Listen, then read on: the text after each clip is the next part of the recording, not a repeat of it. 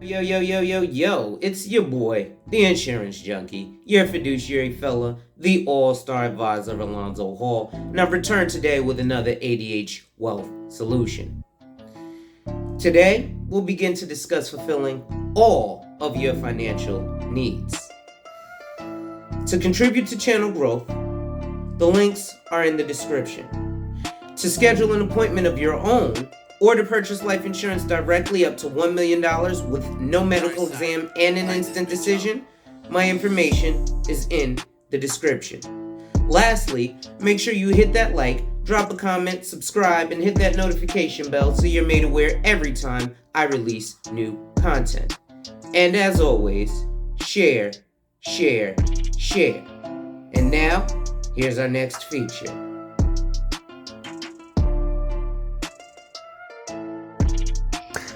Salute, salute, salute, salute, salute, salute. It's your boy, the insurance junkie, your fiduciary fella, the all-star advisor, Alonzo Hall, and I've returned today to whap and tap on your head with another ADH wealth solution. Before we go in, ladies and gentlemen, make sure you hit that like, drop a comment, subscribe, and hit that notification bell so you're made aware every time I release new content. And as always, share, share, share. Lastly, to contribute to channel growth, to purchase life insurance directly up to $1 million with an instant decision and no medical exam, or to schedule a one-on-one appointment with a licensed financial professional, the links are in the description. As we proceed to give you what you need, this is part 3 in a multi-part series about slave insurance and life insurance, and the paradigm between both, as it seems many Black Americans still don't seem to understand that life insurance is an investment. So let's go. By the last few decades of the 19th century, with the consolidation of the U.S. nation-state in the aftermath of the Civil War, insurance firms would finally be persuaded not to charge white Southerners higher premiums for life insurance. The industry for slave insurance, meanwhile, evaporated once African Americans had been legally freed from bondage. And yet insurance companies would now charge African Americans higher rates for life insurance than their white counterparts, which actually continued until 2021, ladies and gentlemen. Basing premiums on the cultivated expertise of medical examiners like Knott, who continued to use vital statistics as their guide for life expectancies without acknowledging that Black life expectancies were half that of white Americans by the time that slavery was abolished. Even Black life insurance companies, as firms competing within the same industry, saddled Black clients with differential rates of coverage based on the same ostensibly objective medical assessments, confirming the worst fears of some African American intellectuals and activists. The renowned African American sociologist W.E.B. Du Bois worried that Black life insurance firms would mean the official demise of the mutual aid societies that African Americans had formed during the context of enslavement in the U.S. to pool economic resources and to ensure the proper burial of deceased friends and relatives in the event of fatal accidents, aka 1800s GoFundMe, a pervasive tradition in which groups like New Orleans social aid and pleasure clubs see themselves as being self-consciously engaged, even today. In the words of Sylvester Francis, amateur archivist of the New Orleans Backstreet Cultural Museum, these organizations began during the 1830s and 1840s as an early form of life insurance. In 1898, Du Bois, then a professor at Atlanta University, edited a report based on the proceedings of the Third Conference of the Study of Negro Problems, which his institution had hosted on May 25th and May 26th of that year. This publication capped a 3-year, 3-part research investigation and inquiry concerning the mortality of Negroes in cities. In 1896, another into the general social and physical condition of 5,000 Negroes living in selected parts of certain southern cities. In 1897 and now, an examination of efforts Negroes had been making to better their social condition. It is in this context that Du Bois confesses a long-standing fear that the birth of black life insurance firms would spell the official demise of the mutual aid societies formed as indigenous mechanisms of security during the context of enslavement, aka old school Negro GoFundMe, and would also lead newly emancipated African Americans to be exploited by insurance firms. As he argues in an 1898 report, Negroes would be emphatically warned against unstable insurance societies conducted by irresponsible parties and offering insurance for small weekly payments, which really amount to exorbitant rates.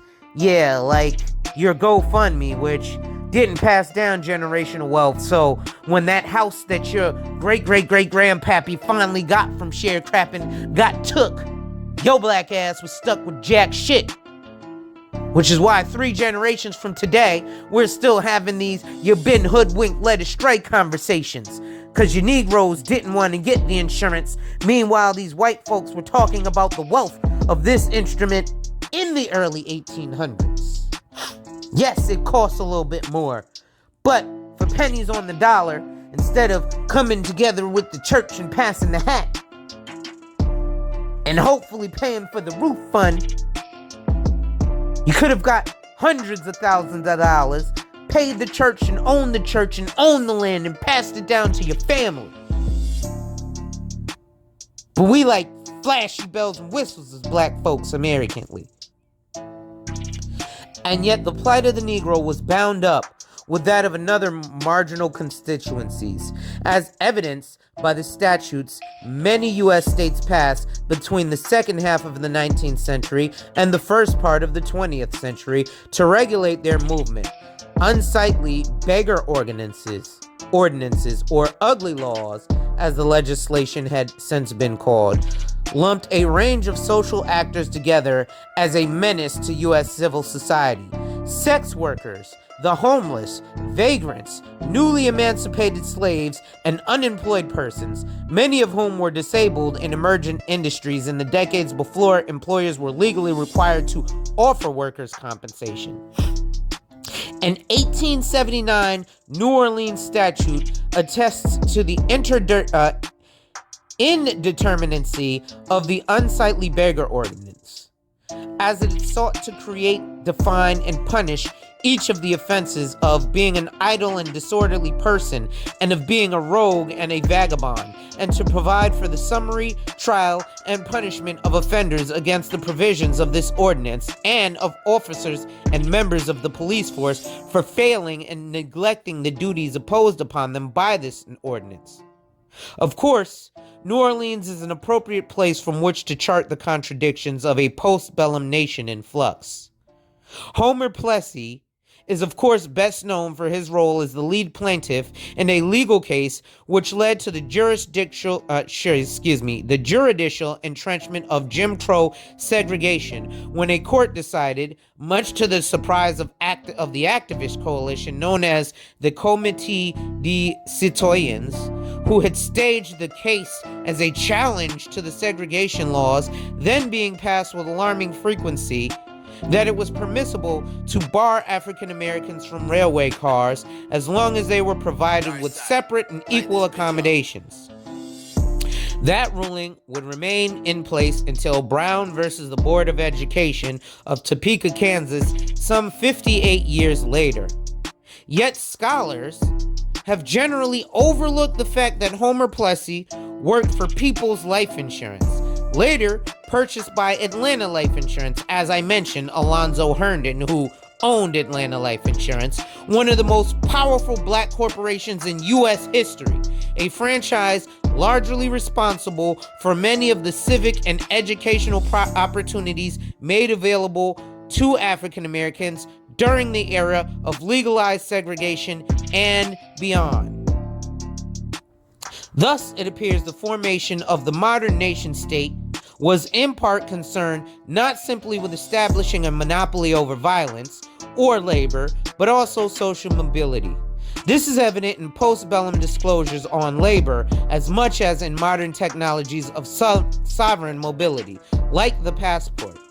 In this context, social actors who could not secure access to emergent forms of social and political legitimacy were rendered inadequate through political practices that collapsed a broad range of distinctions into a category of people discounted from the project of modern progress. Deliberated dependent subjects might be sex workers, newly emancipated Negroes, or homeless persons and vagrants. Meanwhile, female vagrancy was closely associated with prostitution, as the notion of women who were free to earn wages and whose behavior exceeded the grasp of law enforcement authorities provoked social anxieties that illustrated the economic and moral contradictions latent within new economic and political transformations. The way that insurance underwriters ultimately helped to institutionalize a discourse on debilitated African Americans thought to possess weaker vital statistics and mental acuity, in objective terms, has to be read as a part of a broader economic and political landscape. The world of security, risk, race, and disability would soon become even more complicated with the rise of industrial insurance, which helped white workers to stave off potentially debilitating consequences of proliferating mills and factories and other technologies associated with economic development. By the New Deal era, these developments had cohered into new ideas about the relationship between economic disenfranchisement, disability, and displacement. The labor industry witnessed the formal constitution of workers' compensation. In retrospect, this period can also be said to mark the beginning of a disability rights movement, which sought to address the contradictions and limitations of these initiatives. New Deal programs provided relief to people who were unable to work due to physical debilities. Yet these capitalized initiatives created new forms of stigma that often translated into acts of discrimination. For these reasons, groups like the League of the Physically Handicapped and later National Federation of the Blind worked to create greater public awareness about the range of abilities and unique relationship to the world different Americans possesses, articulating how policies and infrastructure could help to foster freedom of movement. The social justice project pushed beyond charity as a mode of social reform. By the 1970s, the concerted effort of activists and intellectuals had coalesced into a full-fledged movement, which could be seen to culminate with the passage of the American with Disabilities Act in 1990. And yet, as many disability rights scholars and activists have noted, the ADA has a number of limitations, as judicial methods for evaluating and distributing coverage remain spotty and inconsistent. Perhaps even more disconcerting, disability coverage is the only civil right that legislates recourse to a medicalized definition for inclusion. As the foregoing suggests, scientific evaluations are always historically conditioned. Thus, there will inevitably be systematic biases built into the distribution of services, which can only be remedied by more careful attention to the categories of political belonging and the structures that shape emergent discourses of humans and civil rights. The 20th century welfare state helped produce a vibrant, if racially homogeneous, American middle class. Along these lines, it's worth noting that African Americans were explicitly denied access to the same New Deal reforms that benefited European Americans and European immigrants. The bureaucratic category of disability had emerged as a way to locate citizens who can now claim government assistance for the debilitating circumstances they were forced to suffer. The welfare state sought to remedy economic and physical debility through a broad investment in providing new strategies to structure the American worker. Meanwhile, as a part of the backlash against the period of Reconstruction which followed emancipation, and in which African Americans had finally started to receive the civic entitlements they had struggled in pursuit of for so long, the Negro began to surface in popular discourses as a subject whose moral baggage made him or her unfit for first-class citizenship. Thus, while the white disabled citizen and the Negro were both seen as somehow dependent, members of the former category were thought to be deserving of charity and government assistance, while those in the latter demographic were held to be responsible for their own incapacity to achieve economic and political success and to secure moral standings. Kind of because stuff like W.E.B. Du Bois was like, nah, fuck insurance, kind of like Rick Ross said. But I'm gonna insure this gold chain because if somebody snatch it off me, they could get money. But when they shoot me for it and I die, my family can't get nothing.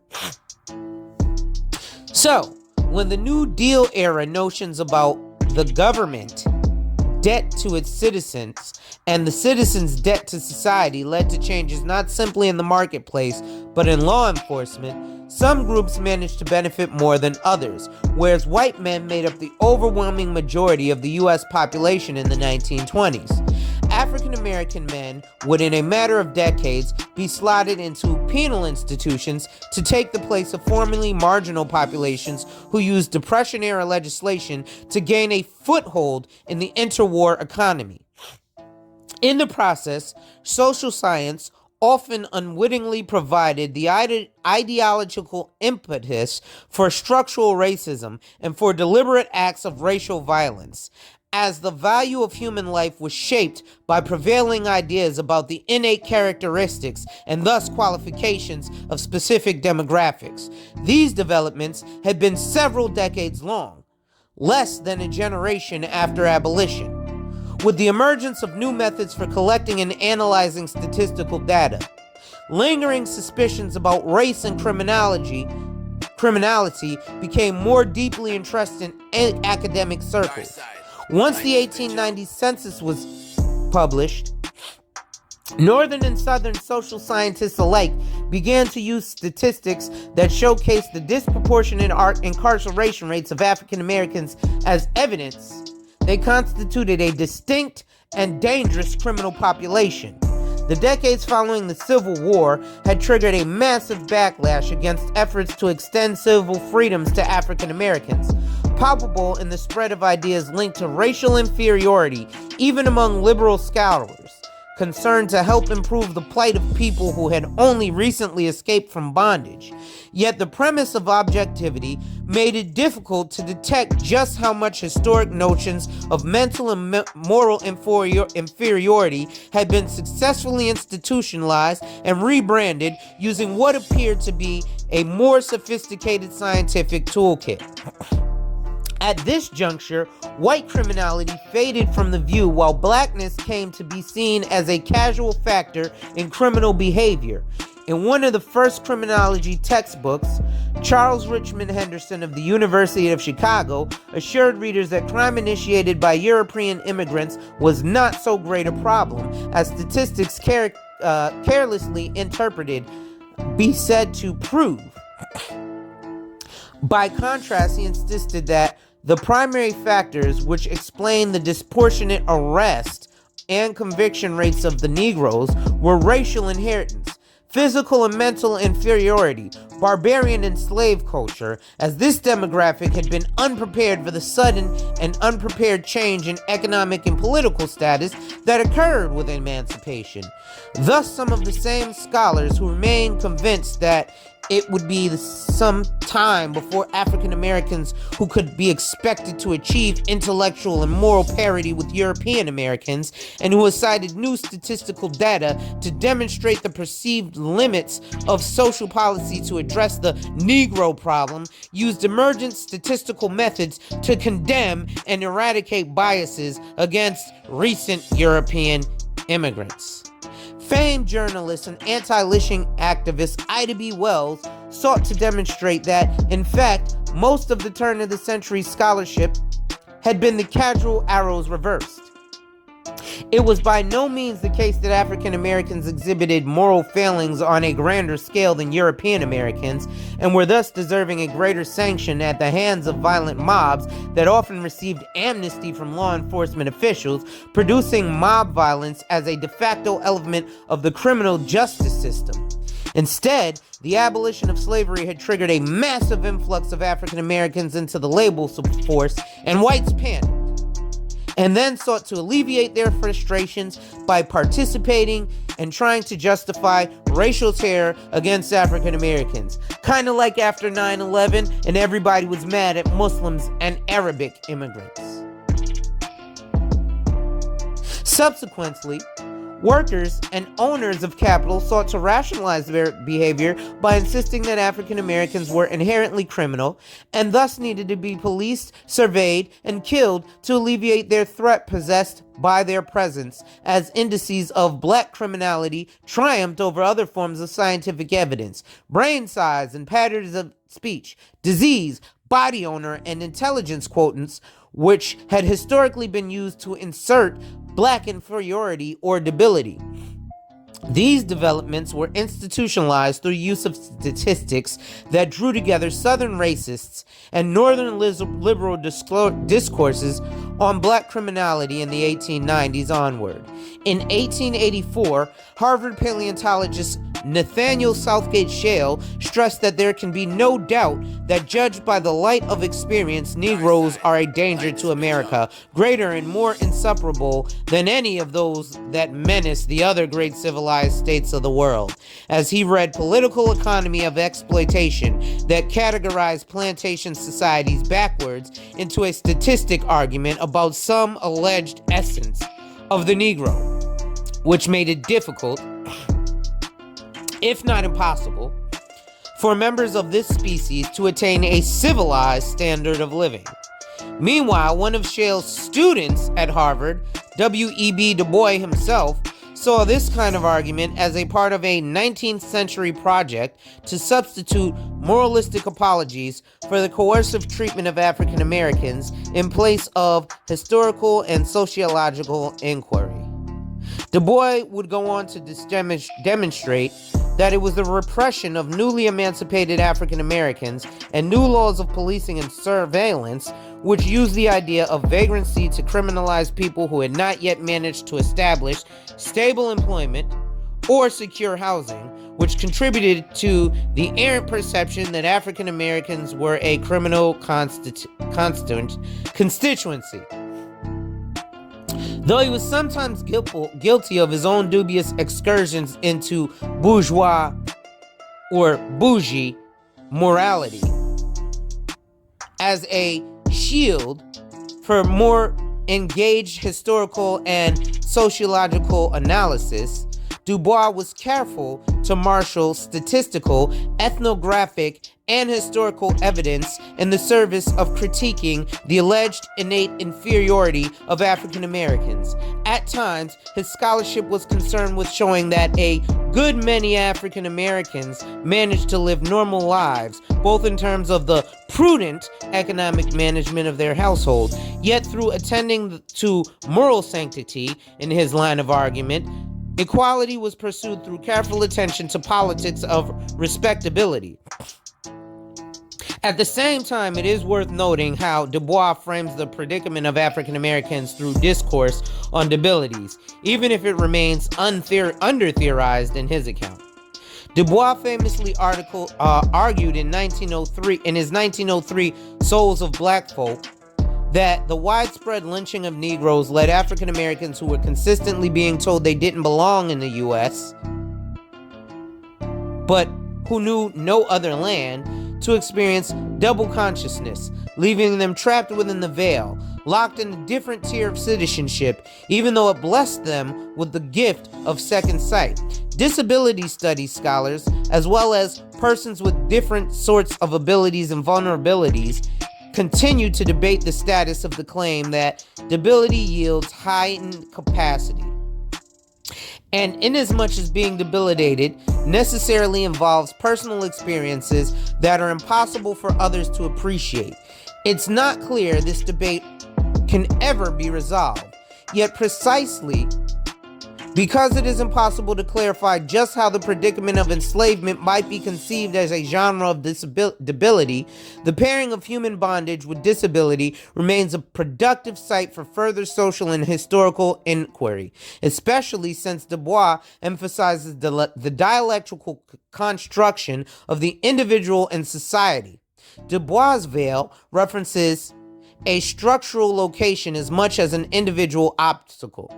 Note that Karl Marx used the same concept to explore the dialectical tension between exploited workers in Britain and the British plantation societies. The veiled slavery of wage workers in Europe needed for its pedestal slavery, pure and simple, he wrote in Capital, Volume 1. Might we combine this insight with Du Bois' subtle articulation of economic and political debility in the post-emancipation U.S.?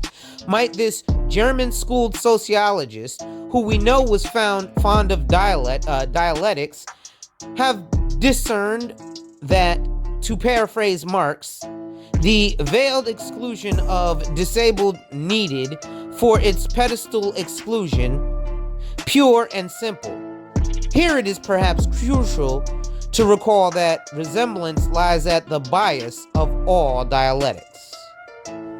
Debilitated, if emboldened by their marginal position, African Americans struggled to secure the pensions and entitlement whites, and especially European immigrant wage laborers, managed to secure during the last few decades of the 19th century and the first few decades of the 20th.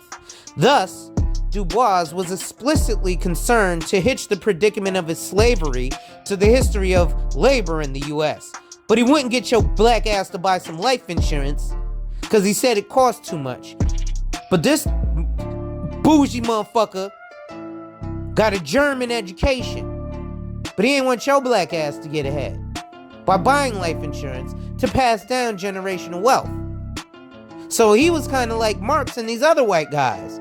But we all praise W.E.B. Du Bois. I know Taz Exclusive, the GOATs, is always talking about W.E.B. Du Bois over your boy Marcus Garvey, which after some of his study, I think they're both garbage if you look at this. Because they were telling black folk, nah, stay at the bottom. This is the last I'm going to read here, and then I'll let you guys do research of your own. Thus, Du Bois was explicitly concerned to hitch the predicament of enslavement to the history of labor in the U.S., as he was careful to chronicle moments when enslaved actors abandoned their work regimens, producing general strikes. Though earlier examples, like those which took place during the 1811 uprising of slaves in New Orleans, the largest ever on U.S. soil, are still coming to light. And in fact, connecting the institution of enslavement to modern wage labor lends insight to the social, institutional intricacies of each social matrix. This articulation between vagrancy laws and Jim Crow statutes, between disability and civil rights, perhaps sheds some light on the conceptual and pragmatic articulation between slavery and modern capital, which surfaces in the example of corporate-owned life insurance discussion above, which, despite the public outcry that accompanied recent reportage, is not so much a new development as a reminder of a subterranean trajectory that traffics in embodied labor and in the value to be extracted from a human being as a capital asset. Corporate-owned life insurance relies for its efficacy on the same logic that provided an initial shield for corporations when they first emerged in the 1830s Britain as a security, even if Coley offers a rather different set of possibilities and has a different structure than whole or term life insurance. And even if the covert method in which these opportunities are made available to corporations disrupts the premise of individual freedom upon which capitalism rests, Thus, COLI, corporate-owned life insurance, is a reminder of opportunities that exist for the individualized collective social actor that is the corporation, which do not exist for individual citizens, as Josiah C. Nott noted in his May 1847 article. There must be an interest in the life of the insured as of a creditor, in the language that resonates with the language of an 1831 Baltimore life insurance pamphlet. No person can insure the life of another unless he has an interest in such life. At the same time, COLI explicitly draws upon 19th century legislation that emerged from the shared conceptual universe of slavery and wage labor. The author of a 2008 Layman's Guide to Corporate Life Insurance cites an 1881 Supreme Court ruling to specify the economic rationale of COLI. Warnock versus Davis defines insurable interest as follows. 1.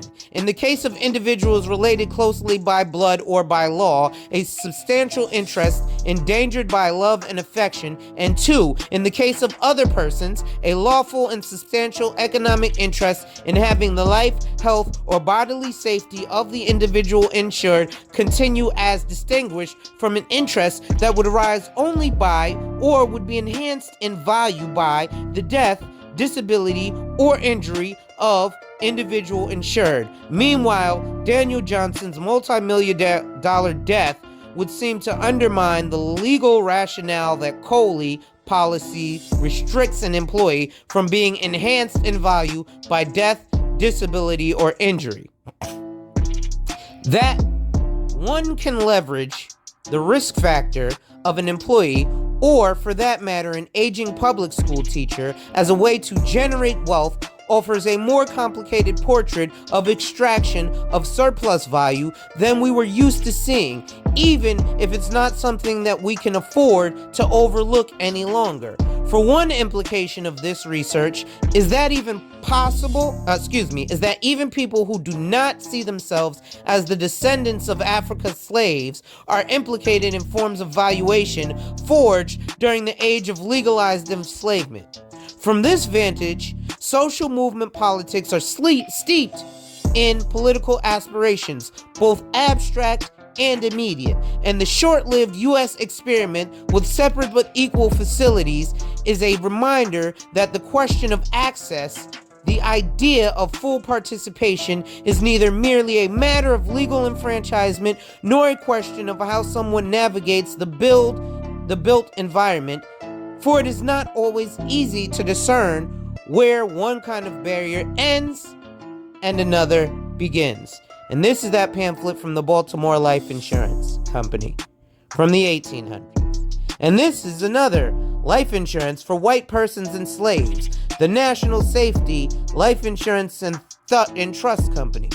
And this was $250,000 in the 1800s. Yet I still see Negroes today who buy $250,000 of life insurance like it's gonna do something for you. Black people buy more life insurance than white people today, but we buy it wrong. Stop it, 5. Stop the cat.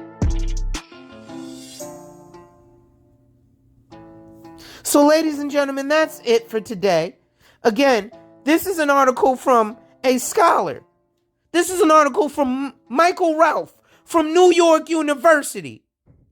So make sure you hit that like, drop a comment, subscribe, and hit that notification bell so you're made aware every time I release new content. And as always, share, share, share. Lastly, support your interests. Contribute to channel growth, because you're not getting this from your bullshit Family First Life, your bullshit Primerica, your bullshit People Helping People, your bullshit State Farm, your bullshit Northwestern Mutual, your bullshit Morgan Stanley, your bullshit fake-ass CPA, your bullshit CFP. None of them are giving you this.